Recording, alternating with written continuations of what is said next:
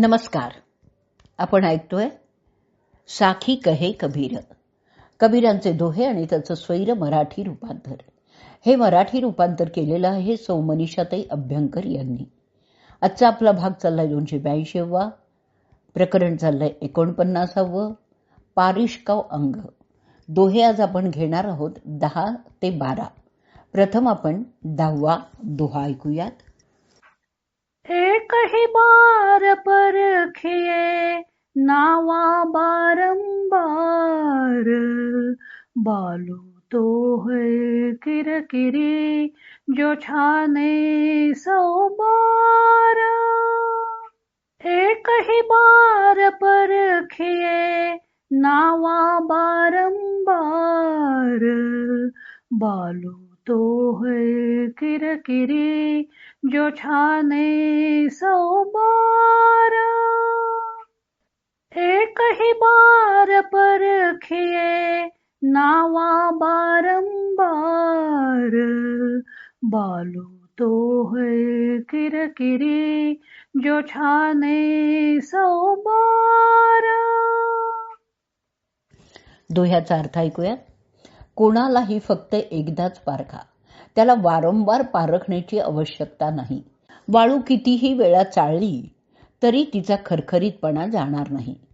कोणालाही पारखायचं जर असेल तर एकदाच पारखलं पाहिजे.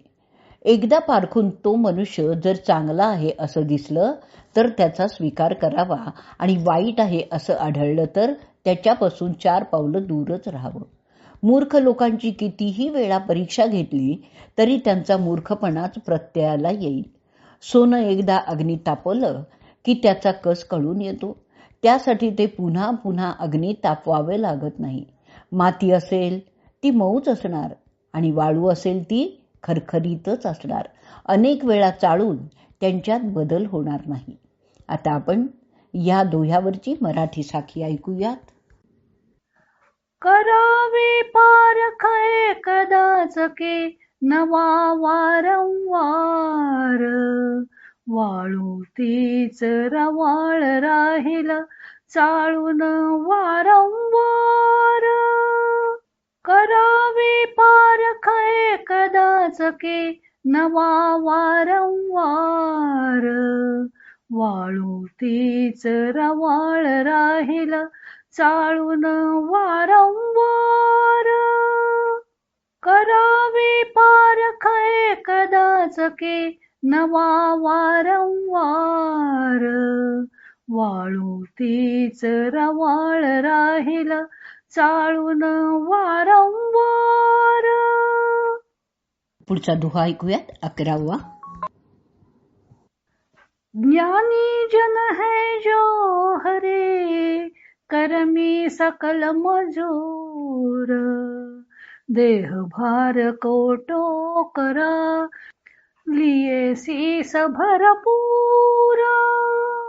ज्ञानी जन है जो हरे, करमी सकल मजूर, देह भार कोटो करा लिए शीस भरपूर. ज्ञानी जन है जो हरे, करमी सकल मजूर, देह भार कोटो करा लिए शीस भरपूर. दोह्याचा अर्थ ऐकूयात. ज्ञानी सज्जन खरा पारखी आहे आणि कर्मात आसक्त झालेले लोक सगळे मजूर आहेत. ते देहरूपी टोपलीत कर्माचं ओझं आपल्या डोक्यावर घेऊन फिरतात. कबीर ज्ञानी मनुष्याला पारखी म्हणत आहे. ज्ञानी किंवा अज्ञानी मनुष्यांमध्ये त्याच्या कर्म करण्यात भेद दिसून येतो. ज्ञानी किंवा अज्ञानी दोघंही कर्म करतात, परंतु ज्ञानी मनुष्याचं कर्म फलाची आसक्ती न ठेवता केलेलं असतं, तर अज्ञानी मनुष्य फलाच्या अपेक्षेने कर्म करतो. त्या कर्मफळाचं ओझं डोक्यावर असतं. त्यामुळे त्याला वारंवार जन्म मृत्यू भोगावेच लागतात.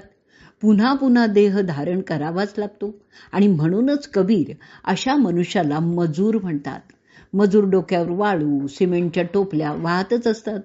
तसे हे कर्मांचं ओझं डोक्यावरून वाहत असतात आणि त्यामुळे त्यांना शांती प्राप्तच होत नाही. आता आपण ह्याच दोह्यावरची मराठी साखी ऐकूयात.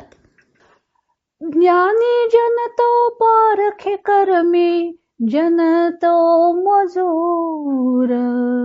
देह टोपली घे मस्तकी, फेरे मारी भरपूर. ज्ञानी जन तो पारखे कर्मी, जन तो मजूर.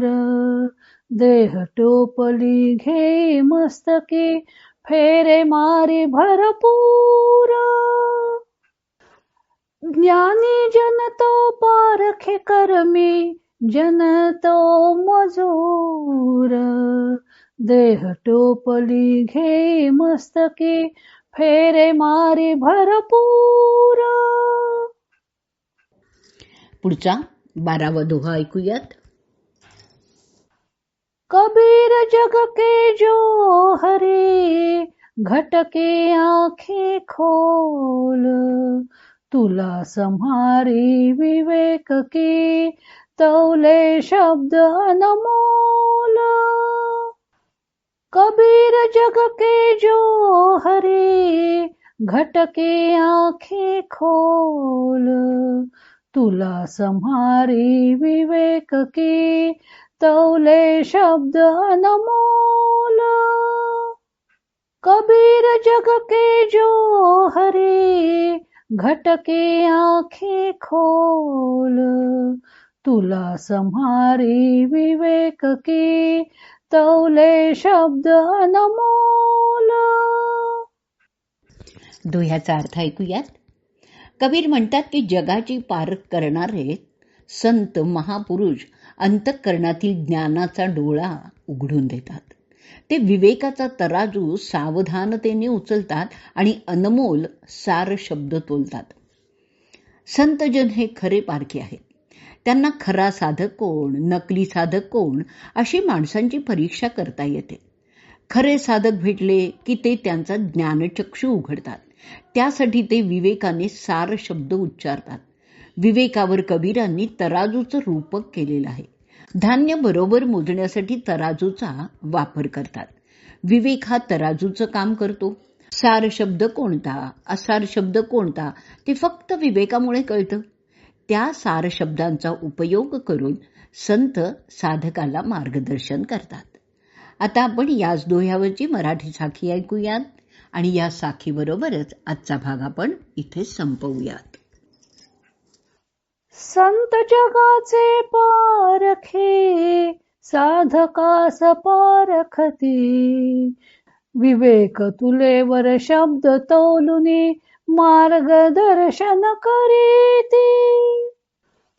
संत जगाचे पारखे, साधकास पारखती. विवेक तुलेवर शब्द तोलुनी, मार्गदर्शन करीती. संत जगाचे पारखे, साधकास पारखती. विवेक तुलेवर शब्द तोलुनी, मार्गदर्शन करीती.